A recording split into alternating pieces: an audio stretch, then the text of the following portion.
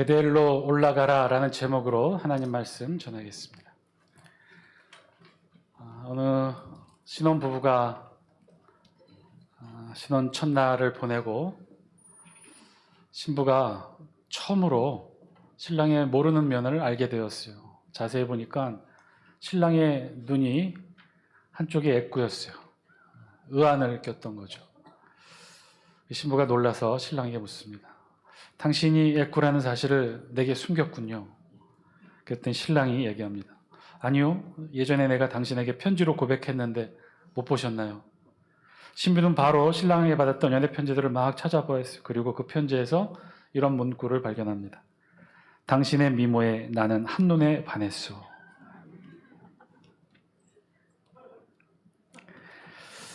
우리가 삶을 살면서 사실은 간혹 잘 놓치고 지나가는 것들이 있습니다. 분명히 말했는데 또 분명히 우리가 알고 있는 사실인데도 잘 모르고 깨닫지 못하는 경우들이 종종 있다는 것이죠.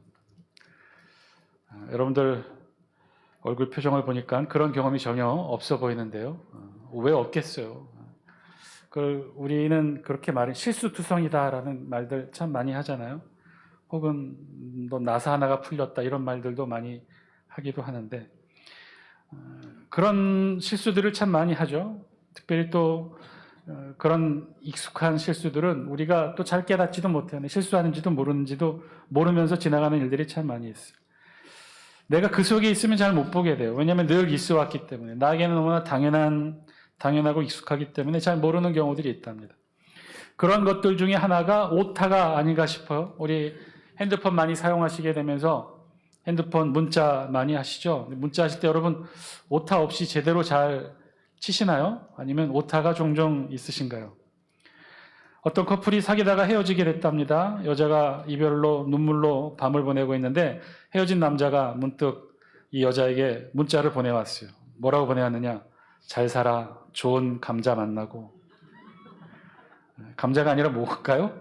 남자겠죠. 자녀가 어디쯤 가고 있는지 궁금해서 엄마가 문자를 보냅니다. 어디쯤 기고 있니?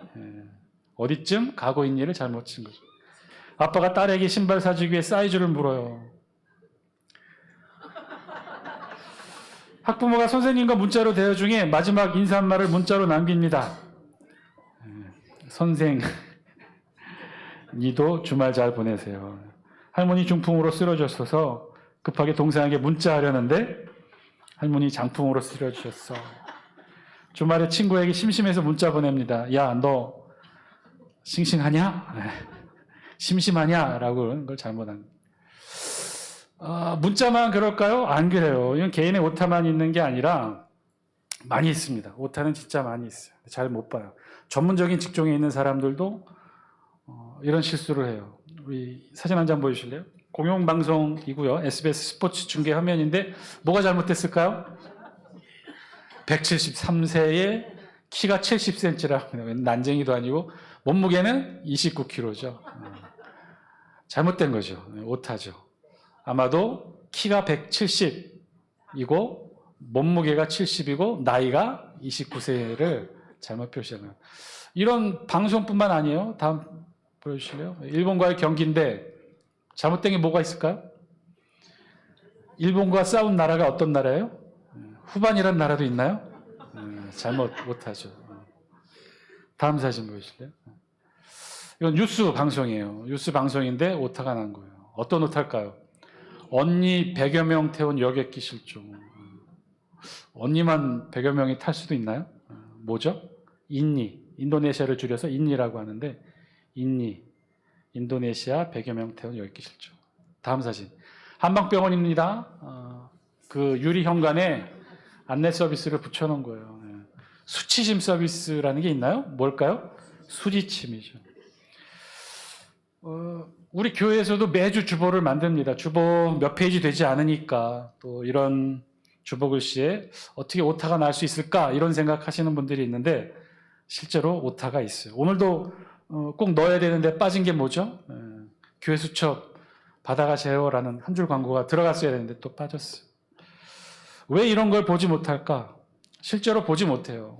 실제로 우리 교회에서도 주보 작성은 우리 선임 법목사님이 초안을 만들고 그 다음에 오타를 누가 보냐면 주변에 있는 다른 교역자들이 다 한 번씩 감수합니다. 그리고 이제 사인까지 하라고 그랬어요. 하도 잘못된 오타 광고가 많아서 사인하고.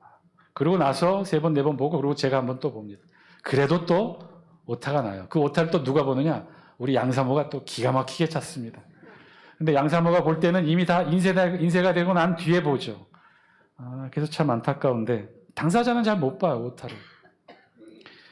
저 지금 30년째 매일 설교를 다 칩니다. 새벽 기도까지 다 원고를 쳐요. 그래서 이 타이프 속도가 굉장히 빨라요. 한 300타 이상 나오는데 한 320타 정도.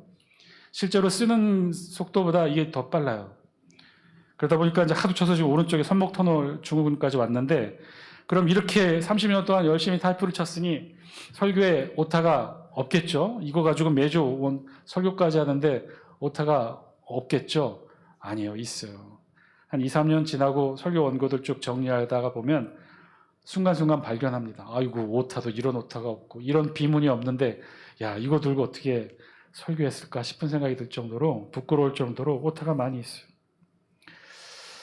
실제 우리의 삶도 그렇죠. 우리도 그 속에 있을 땐 잘 보지 못하는데 조금 떨어져 있거나 좀 다른 시각에서 볼 때 지금 내 안에 있는 실수들, 오타라고 표현된 그런 잘못된 부분들 왜 없겠어요? 많이 있겠죠. 있을 겁니다. 너무 오래 신앙의 길로 달려오다 보면 우리 신앙의 길도 그곳에 분명히 오타가 있을 거예요. 실수가 있을 거예요. 그래서 간혹 그런 질문 스스로 하게 하죠. 지금 우리 신앙의 삶이 제대로 가고 있는 것인가? 지금 우리의 신앙이 맞게 가고 있는 것인가? 하나님은 지금 나의 신앙을 기뻐하실까? 오늘 창세기 35장의 말씀이 그 주제를 담고 있습니다.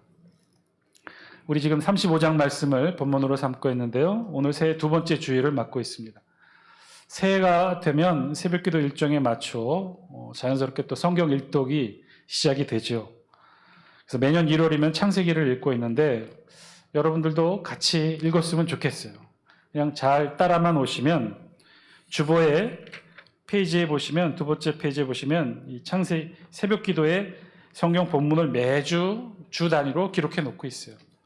새벽기도에 어려우셔서 힘드셔서 못 나오신다면 집에서라도 이 본문 그대로 따라 읽으시면 돼요. 매일매일 3장, 4장 분량이에요. 많지도 않아요. 읽다 보면, 우리가 읽을 때 보면 한 10분도 채 안 걸립니다. 10분 정도 걸리는데, 그렇게 읽다 보면 1년 내에 성경 일독을 하게 되는 거죠. 그래서 오늘 우리 본문, 오늘 주일에 해당하는 본문이 바로 창세기 34장에서 36장이고요. 그 가운데 오늘 우리 본문은 35장 말씀이에요. 창세기 35장 1절 말씀, 우리 영상을 통해 같이 함께 읽습니다. 시작. 하나님이 야곱에게 이르시되 일어나 베델로 올라가서 거기 거주하며 내가 내 형 에서의 낯을 피하여 도망하던 때에 내게 나타났던 하나님께 거기서 제단을 쌓으라 하신지라. 어느 날 하나님이 야곱에게 나타나 말씀하셨다는 거예요. 뭐라고 말씀하셔요? 한마디로 말하면 베델로 올라가라는 거예요. 베델로 올라가서 거기서 뭐 하라는 거예요? 거기에서 거주하고, 거기에서 거주하면서 뭐 하라는 거예요? 하나님께 제단을 쌓으라. 하나님께 제사 지내라는 거예요. 그럼 하나님은 왜 야곱에게 베델로 올라가라고 말씀하셨을까? 이게 오늘 말씀의 주제를 삼는 첫 번째 질문입니다. 우리 지난 시간에 창세기 12장 말씀을 통해서 우리 같이 함께 살펴보았는데요. 창세기 12장 말씀은 매우 중요한 말씀이라고 그랬죠.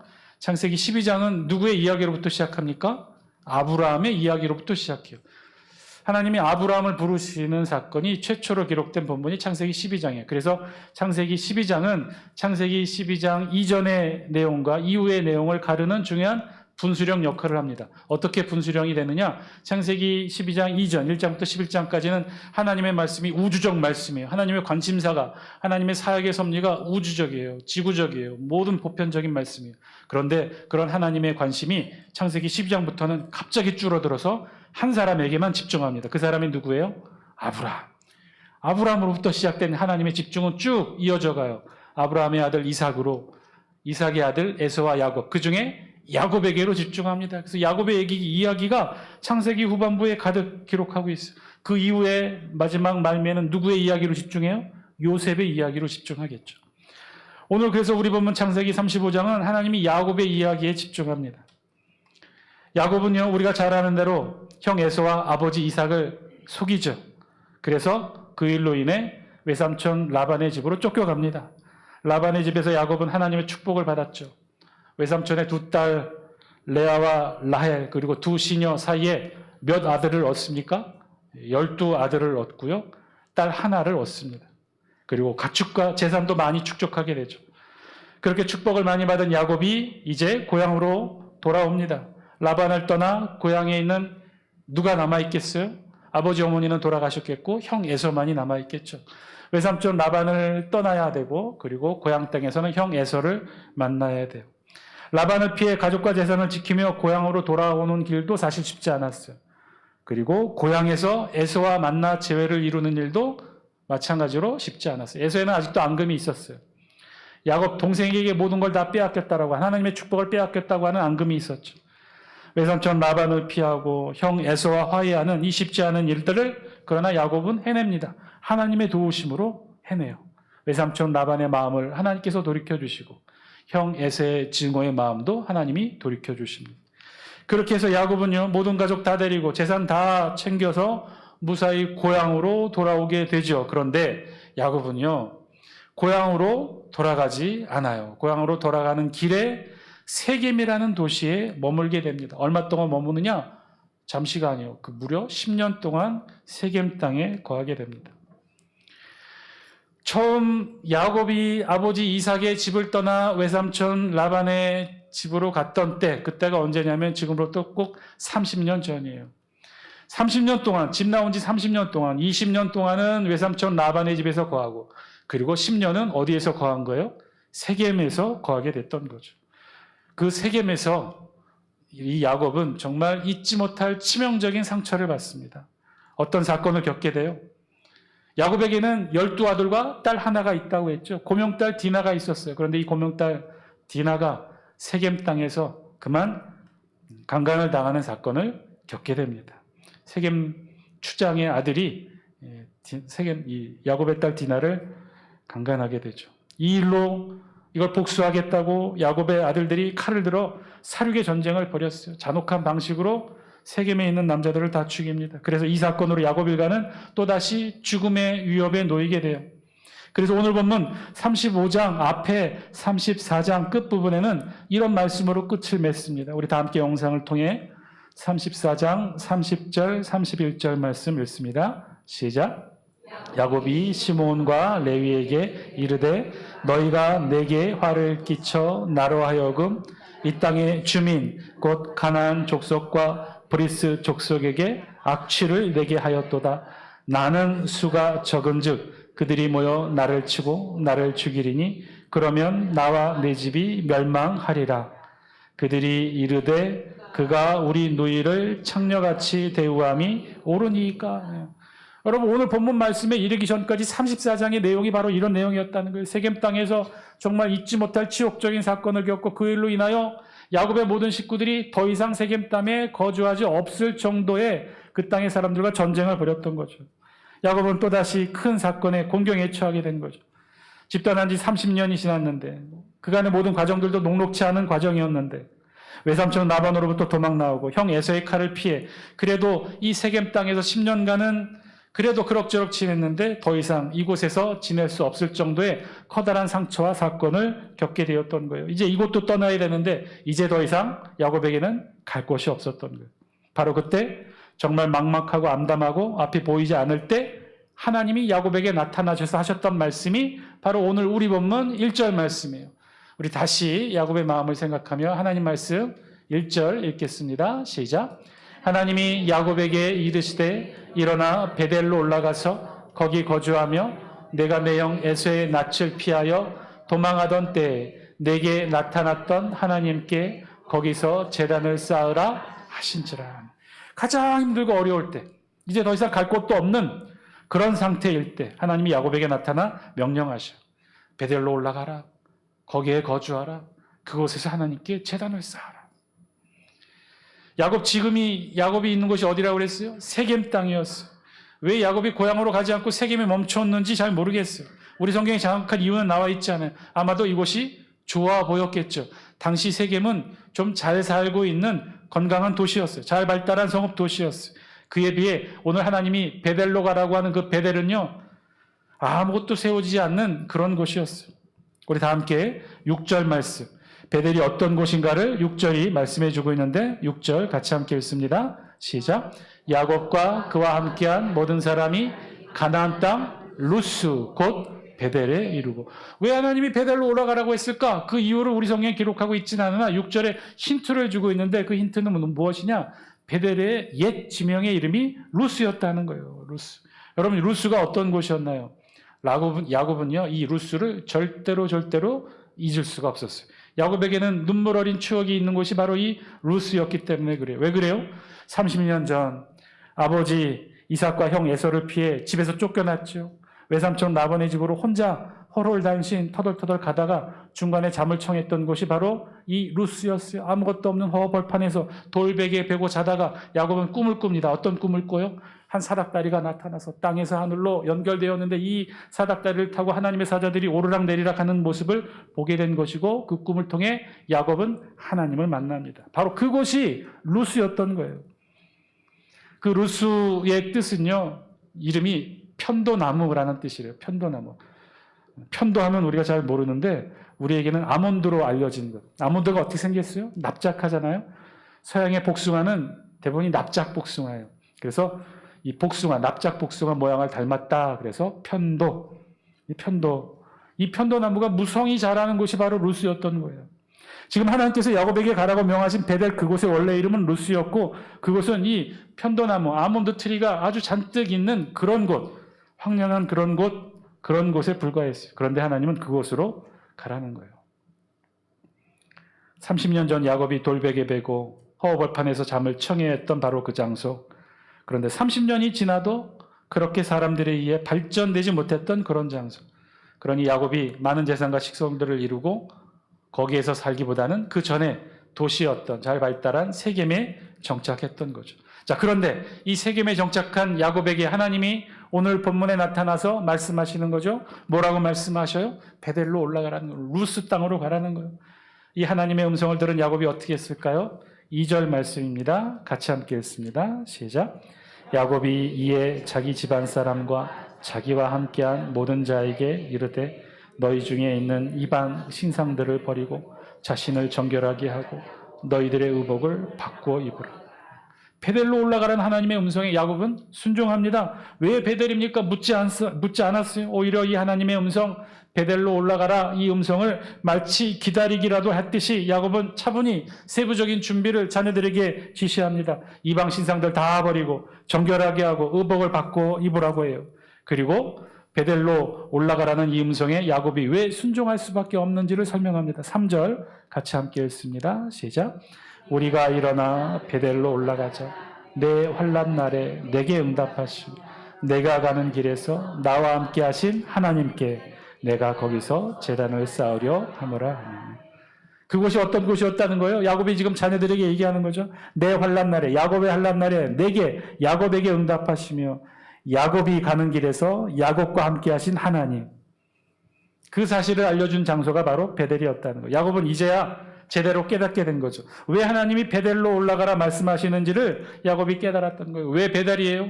그 옛날 환난 날에 돌베개 베개고 잠자고 아무것도 없었던 그곳에서 하나님이 나타나 하나님께서 말씀하셨다. 내가 가는 길에 내가 너와 함께 하신 하나님, 내가 거기서 제단을 쌓으려 하나. 여러분, 그곳 베델 루스에서 어떤 일이 있었어요? 30년 전 아무것도 없이 고향 떠나 외삼촌 라반의 집으로 가는 길에 돌베고 베고 잠을 자던 야곱에게 하나님이 나타나셔서 사닥다리가 땅에서 하늘로 이어지고 그곳을 하나님의 사자들이 오르락내리락 하면서 신기한 꿈과 함께 하나님이 야곱에게 나타나십니다. 그리고 야곱에게 놀라운 축복의 말씀을 하셨어요.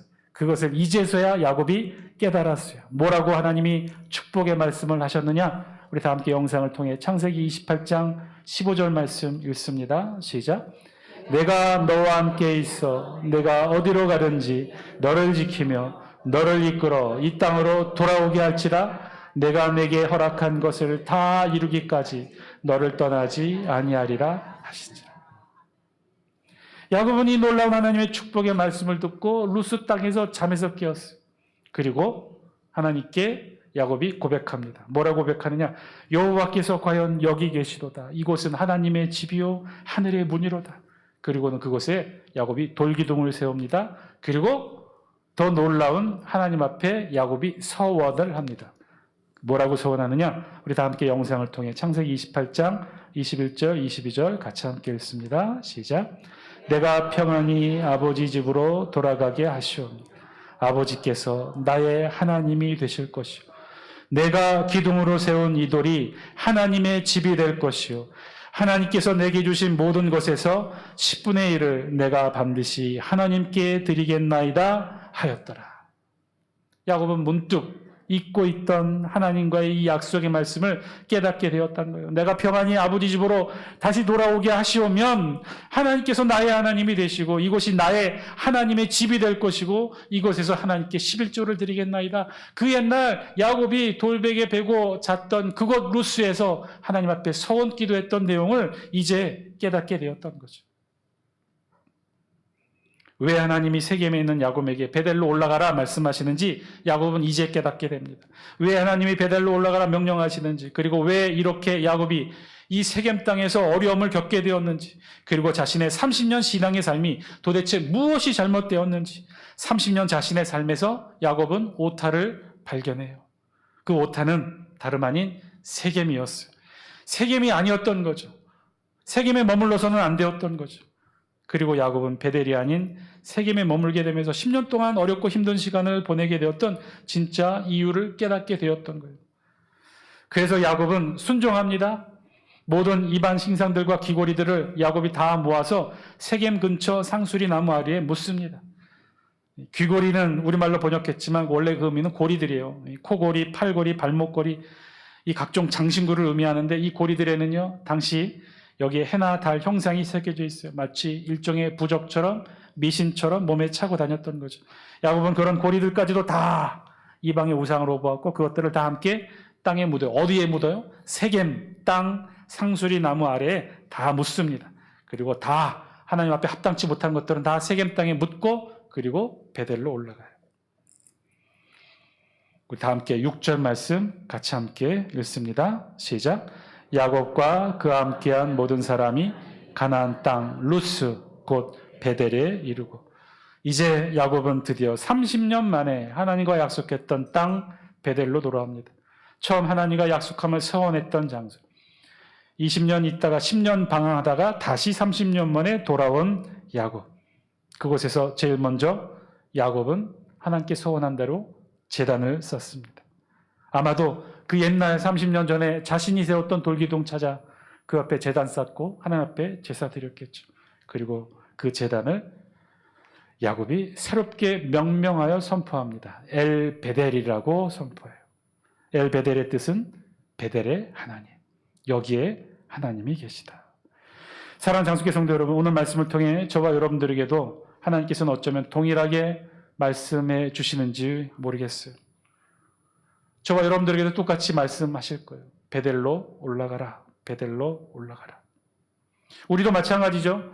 우리도 야곱처럼 바단 아람을 떠나왔어요. 아니, 이스라엘 백성처럼 그보다 더 크고 험한 애굽이라는 세상을 다 떠나 나왔죠. 우리도 주님을 만나고 그래서 신앙생활을 하게 되고, 그래서 우리도 저마다 적과 꿀이어는 가나안 땅으로 들어왔다고 생각하는데, 그런데 돌이켜보니 하나님 기준에서는 아니라는 거죠. 혹시 지금 우리가 서 있는 곳이 가나안이 아니라 혹시 세겜이 아닌지. 사랑하는 장수교 성도 여러분, 오늘 말씀을 통해 우리에게도 들려주신 하나님의 음성 저와 여러분들이 들을 수 있기를 바랍니다. 베델로 가셔야 됩니다. 우리의 베델로 올라가셔야 됩니다. 세겜은 아니라는 거죠.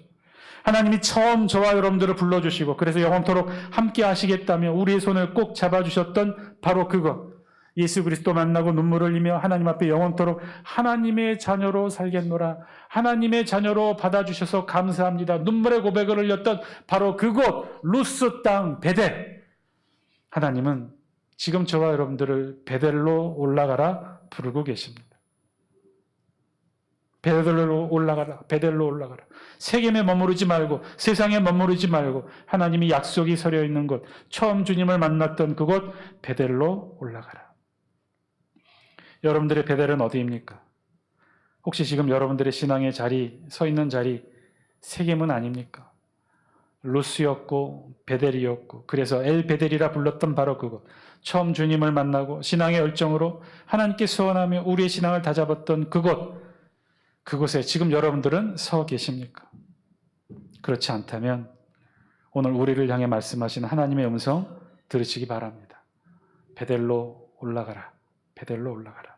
그곳에 거주하며 거기서 하나님께 제단을 쌓아라. 우리의 첫 신앙의 자리, 하나님의 축복의 말씀과 우리의 소원의 약속이 새겨진 바로 그 자리, 그 베델. 야곱은 그곳에서 30년 만에 돌아와 하나님께 제단을 쌓고 제사 드리고, 그리고 세상을 향해 그 땅을 선포합니다. 엘 베델, 베델의 하나님, 이곳에 함께 계신 하나님.